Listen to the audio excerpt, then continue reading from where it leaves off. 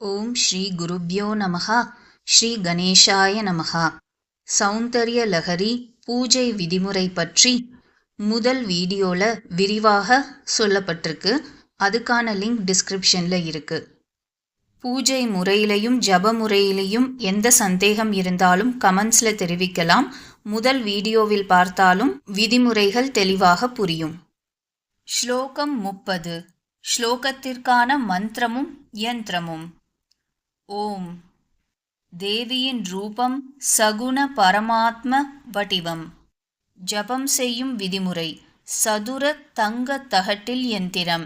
சில பிரயோக நூல்களில் 1.5 அங்குல விட்டத்தை கொண்ட ஒரு வட்டம் வரைந்து அதன் மையத்தில் ஓம் என்ற அக்ஷரத்தையும் அதன் கீழ் க்ளீம் என்ற பீஜாட்சரத்தையும் எழுத வேணுமாக குறிப்பிடுகின்றன. ஜபம் நாள்தோறும் 1001 முறை 96 தினங்கள் அல்லது 2500 தடவை 45 நாட்கள் அல்லது 1000 முறை 88 நாட்கள் செய்து வரலாம். ஜபம் செய்யும் பொழுது வடகிழக்கு நோக்கி அமர்ந்து செய்ய வேண்டும். ஜபம் செய்து முடித்த பின் தினந்தோறும் வில்வ தலங்களால் சந்தனம் தோய்த்து ருத்ர திரிசதியும் லலிதா திரிசதியும் அர்ச்சனை செய்ய வேண்டும். நிவேதனம் தயிரன்னம், தேங்காய் துருவல், சர்க்கரை, நெய் சேர்த்தது. சர்க்கரை என்றால் வெள்ள சர்க்கரை, தேன், பழங்கள், காய்ச்சப்பட்ட பால், தாம்பூலம் நிவேதனம். பயன்கள்: அஷ்ட சித்திகளை அடைதல், புலன்களை அடக்குதல், கூடுவிட்டு கூடு பாய்தல் போன்றவை கிட்டும். ஜபம் செய்யும் பொழுது யந்திரத்தை தலையில் வைத்து கொண்டும் செய்யலாம். அஷ்ட சித்திகள் என்றால் அனைவரையும் வசப்படுத்துதல், செல்வம் அடைதல், எதிரிகளை வீழ்த்துதல், செய்யும் காரியங்கள் அனைத்திலும் அதிர்ஷ்டங்களை பெறுதல், வேண்டிய பலனை அடைதல், இது போன்ற சித்திகள் என்று அர்த்தம் கொள்ளலாம். மந்திர தந்திரத்தை பலனாக அடைய விரும்புபவர்கள் குருமுகமாக இந்த ஸ்லோகத்தை உபதேசம் பெற்று பின் இதை செய்வது நலம். ஸ்லோகம்.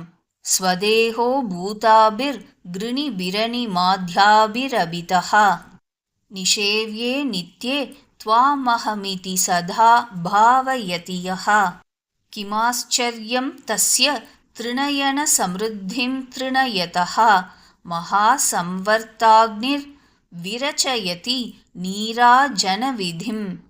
அர்த்தம்.